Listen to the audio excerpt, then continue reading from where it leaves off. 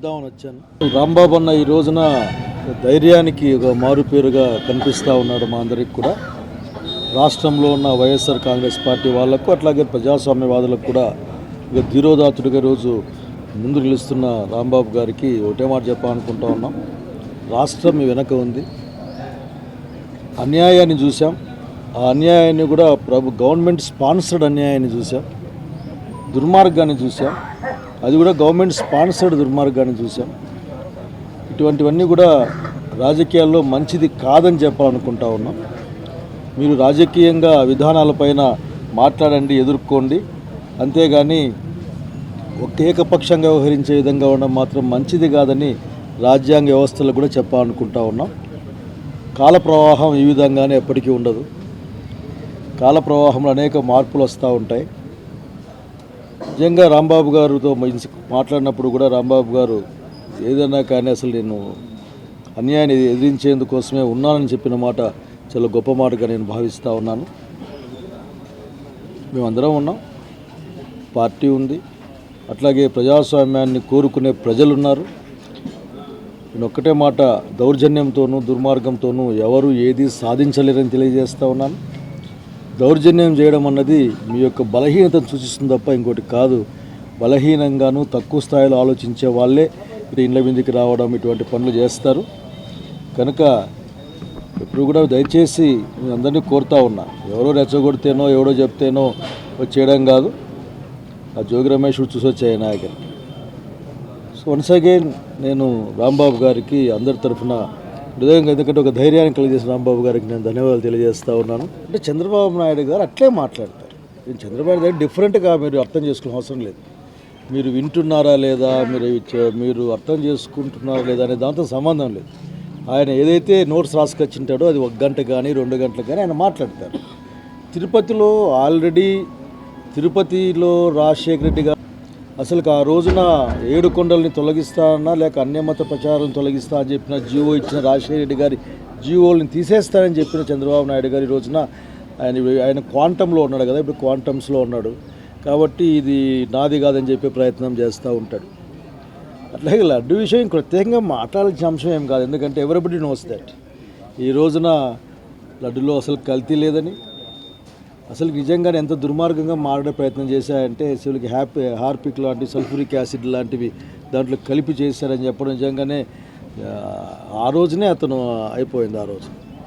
So ఇది మహాపచారాలు కానీ లేక తప్పిదాలు కానీ జరుగుతుంటే అది బాబు గారి యొక్క పరిపాలనలో ఉన్న కూటమి నుంచి జరుగుతూ ఉన్నాయి.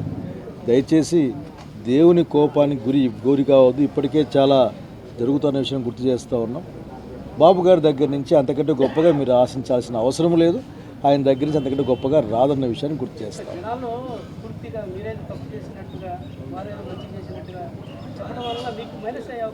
అదే అట్లా ప్రజలు విఘ్నులు ఆఖరికి. ఎందుకంటే ఇది ఒక్క 2 నిమిషంలో వచ్చిన అంశం కాదు, కొన్ని నెలలుగా అనేక విధాలుగా నలుగుతున్న వ్యవహారం. ఉదాహరణకి అయోధ్యకు పంపించిన లడ్ల గురించి మాట్లాడారు. దానికి ఆ రోజున ఇప్పటికీ మెంబర్గా ఉన్న ఒక పెద్ద మనిషి దాంట్లో ఉన్నాడు. అట్లాగే ఆయన మైహోమ్ ఆయన దాంట్లో ఉన్నాడు. వాళ్ళే 1,00,000 లీటర్లు ఇది ఇచ్చామని చెప్తా ఉన్నారు. సో ఊరికి నిన్న పవన్ కళ్యాణ్ గారు మాట్లాడుతూ నేను అనలేదు కదా జగన్మోహన్ రెడ్డి గారు అనే విధంగా మాట్లాడే ప్రయత్నం. సో వాళ్ళు చాలా నష్టపోయారు, చాలా దేవుని విషయంలో చాలా అన్యాయంగా ప్రవర్తిస్తున్నారు. కాబట్టి దాన్ని తప్పించుకోవడం కోసం మన డ్యామేజ్ కంట్రోల్ చేసుకుందామని మాట్లాడే మాటలు తప్ప. నిన్న పేరు నాని గారు ఒక ప్రెస్ మీట్ పెట్టారు, చాలా ప్రశ్నలు సంధించారు, సమాధానాలు చెప్పాలా. ఈ రోజున ఇది రాత్రికి హెరిటేజ్ దాన్ని అవుట్లైన్ మార్చేయడం కాదు. కాబట్టి people are they are knowing what is what, ఎవరి హయాంలో తప్పు జరిగింది. ఎందుకంటే వైష్ణవి నుంచి వెనక్కి వచ్చిన అంటే రిజెక్టెడ్ నెయ్యి ట్యాంకర్లని వెనక్కి వచ్చింది బాబు గారి కాలంలోనే. ఆ శాంపుల్స్ అన్నీ బాబు గారి కాలంలోనే. కాబట్టి బాబు గారు చెప్పాను కదా, ఆయన మాట్లాడుతూనే ఉంటాడు. కనుక ఆ మాటల్ని మనం కొద్దిమంది నమ్మకపోతారా అనుకుంటూ ఉంటాడు. అంతేగాని బాబు గారి దగ్గర అంతకంటే ఎక్స్పెక్ట్ చేయలేవు నువ్వు. ఆఖరికి ఈ talks for the hours together, ఏం చెప్పాలనుకో అది చెప్తాను అంతే. ఒక అన్యాయాన్ని ప్రశ్నిస్తే ఈ యొక్క కూటమి ప్రభుత్వంలో ఎలాంటి అడ్డగోలు శిక్షలు కేసులు, అరెస్టులు ఇవన్నీ జరుగుతాయో దానిలో చాలా స్పష్టమైనటువంటి ఉదాహరణ అంబటి రాంబాబు గారి మీద జరిగినటువంటి ఆ యొక్క పరంపర మనం చూసాం.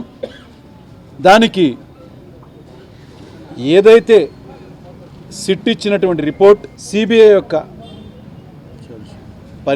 పర్యవేక్షణలో జరిగినటువంటి ఆ యొక్క రిపోర్ట్ని తీసుకున్న తర్వాత కూడా దాని మీద ఒక తప్పుడు ప్రచారం చేస్తే, ఎక్కడో బయట మామూలుగా మాట్లాడింది మీడియా పరంగా కాదు, పబ్లిక్గా పెట్టినటువంటి బ్యానర్లని మీరు తప్పు చేస్తున్నారు, మా నాయకుడు చేయని దానికి మీరు ఎందుకు చేస్తున్నారని ప్రశ్నించినటువంటి రాంబాబు గారి మీద పెట్టిన కేసులు, మరి ఆయన మీద దాడి చేసినటువంటి వాళ్ళకేమో గంటలో స్టేషన్ బెయిల్ ఇచ్చి తీసుకెళ్ళిపోయారు. ఇంత విట్నెస్లతో దొరికినటువంటి వాళ్ళకేమో అధికారం అడ్డుపెట్టుకుని చేసినటువంటి దుర్మార్గాలకి ఏం చేశారు? కేవలం ఇది తప్పు చేస్తున్నారు మీరు అని ప్రశ్నించిన వ్యక్తికేమో 18 రోజుల పాటు జైలు కూడా, సెంట్రల్ జైలుకి పంపించారు. అంటే ఏదో కరుడు కట్టినటువంటి ఒక తప్పు చేసినటువంటి వాళ్ళని పంపించేటువంటి సెంట్రల్ జైలుకి పంపించి మేము పెద్ద శిక్ష వేశామని చెప్పని ఆనందపడ్డారు. అవి ఎక్కువ రోజులు పట్టలేదు. ప్రజలు కానీ, ముఖ్యంగా మా పార్టీ వాళ్ళు కానీ, అలానే మా యొక్క కులం వాళ్ళు కానీ అందరూ కూడా, సామాజిక వర్గం వాళ్ళు అందరూ కూడా చాలా గట్టిగా స్పందించి దీని మీద ఇది నిజంగా అన్యాయం, చెయ్యని తప్పుకి అంబటి రాంబాబు గారి మీద మీరు పెట్టినటువంటి కేసులు కానీ, లేదా మీరు తప్పనిసరిగా ఈ యొక్క దీన్ని వెనక్కి తీసుకోవాలని చెప్పని, మీరు వెనక్కి తీసుకోకపోతే ఎలాంటి నిరసన ఉంటుందో అని చెప్పని చాలా స్పష్టంగా ప్రజల నుంచి వచ్చినటువంటి స్పందనని అందరం చూసాం. ఇవాళ రాంబాబు గారు విడుదలైన తర్వాత అందరం కూడా వచ్చి ఇంకా మేము అండగానే ఉన్నాము, ఉంటాము, మీరు తీసుకున్న నిర్ణయం కూడా చాలా కరెక్ట్ అని చెప్పని చాలా స్పష్టంగా తెలియజేయడానికి కలవడం జరిగింది. కూటమి చేస్తున్నటువంటి ఒక నీచమైన ఈ పరిపాలనకి చరమగీత పాడేటువంటి సమయం చాలా దగ్గరలోనే ఆసన్నమైంది. అది వాళ్ళంతట వాళ్ళుగా చేస్తున్నటువంటి దీన్ని తప్పనిసరిగా మేము అదే అధికార బలంతో, అదే పద్ధతిలో మేము ఎదుర్కొంటాము. ఎక్కడ వాళ్ళు చేసినటువంటి తప్పుల్ని, వాళ్ళు చేసినటువంటి పద్ధతులను కూడా ఎక్కడ మేము తిరిగి చేయబోమని కూడా చాలా స్పష్టంగా తెలియజేస్తున్నాం. మీరు భయపడాల్సిన అవసరం లేదు. కానీ మరీ రెచ్చగొడితే మేము గతంలో కూడా చెప్పడం జరిగింది, అలా ఖాళీగా కూర్చునేటువంటి మనస్తత్వం కూడా మాకు లేదు.